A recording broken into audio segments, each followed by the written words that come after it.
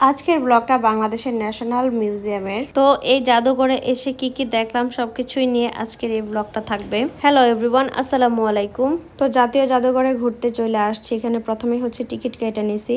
তো টিকিট কাটার পর আমরা হচ্ছে ভিতরে যাচ্ছিলাম। তো আমাদের হাতের ব্যাগগুলা হচ্ছে তারা ওই সাইডে হচ্ছে লকারে রাইখা দিছে। আর আমরা হচ্ছে এখানে জাস্ট ফোন নিয়ে ভিতরে প্রবেশ করছি। জাতীয় জাদুঘরে কি কি দেখলাম সবকিছু আপনাদের সাথে একটু করে তুলে ধরার চেষ্টা করব। তবে জাদুঘরটা যেহেতু এত পরিমাণের বড় আর বিশাল বিশাল কিছু এখানে আছে, তো সবকিছু আসলে ব্লগে দেখানো সম্ভব না।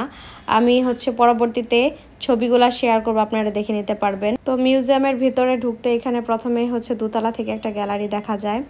আর এখানে হচ্ছে আমি আমার টিকিটগুলো হচ্ছে দেখাচ্ছিলাম। তো দোতলায় প্রথমে উঠলেই হচ্ছে আমাদের বাংলাদেশের এই মানচিত্রটাকে দেখা যায়। আর এই লোকটা হচ্ছে এখানকার একটা সিস্টেম কন্ট্রোল করে, সেটা হচ্ছে যে যেখানকার বা কেউ যদি কোনো একটা জেলা বা ডিস্ট্রিক্টের নাম বলে সেখানকার মানে আলো জ্বালিয়ে সেটা সংকেত দিয়ে আমাদেরকে আর কি দেখানোর চেষ্টা করে।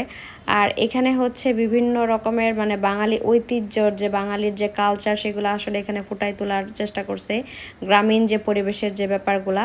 আর এদিক দিয়ে হচ্ছে এই সাইডটাতে দেখানোর চেষ্টা করছে যে মানে সুন্দরবনের যে চিত্রটা সেটা এখানে ফুটিয়ে তোলার চেষ্টা করছে। আর এখানে প্রাচীন কিছু মানে মূল্যবান টাইপের পাথরগুলো আর কি এখানে রাখা আছে। মানে আগের হচ্ছে অনেক বিভিন্ন নামের এখানে পাথরগুলো আছে। তো সেই পাথরগুলা হচ্ছে এখানে ঘুরে ঘুরে দেখতেছিলাম। অনেক পাথর আছে যেগুলো আমরা বইতে পড়েছি কিন্তু মানে বাস্তবে আমরা দেখি নাই। তো এখানে আসলে মানুষ এই জিনিসগুলো আসলে জানতে পারবে বা দেখতে পারবে। তবে এই মিউজিয়ামে আসলে বাচ্চারা এখানে অনেক কিছুই শিখতে পারবে।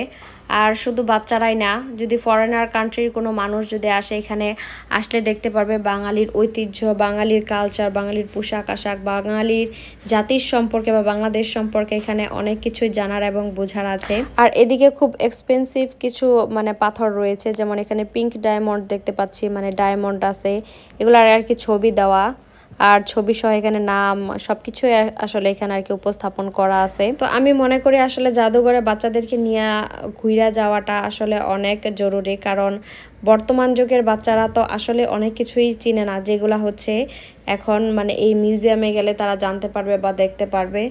যেমন আমরাই আমাদের ছোটবেলার সময়টাই ছিল অন্যরকম। আমরা যেগুলা জিনিস এখন অনেক কিছুই আছে যেগুলো এখন পাওয়া যায় না বা দেখা যায় না। তবে আমাদের সময় মোটামুটি আমরা আমাদের ছোটবেলাটাই হচ্ছে একটু এনজয় করছিলাম। যেমন এই নৌকাগুলা, আমরা যেমন এখানে কিছু কিছু নৌকাগুলা চিনি, এইগুলা হচ্ছে বাচ্চারা এখানে আয়সা নাম জানতে পারবে। যেমন এখানে আয়সা আমি নিজেও অনেকগুলা নৌকার নাম জানছি।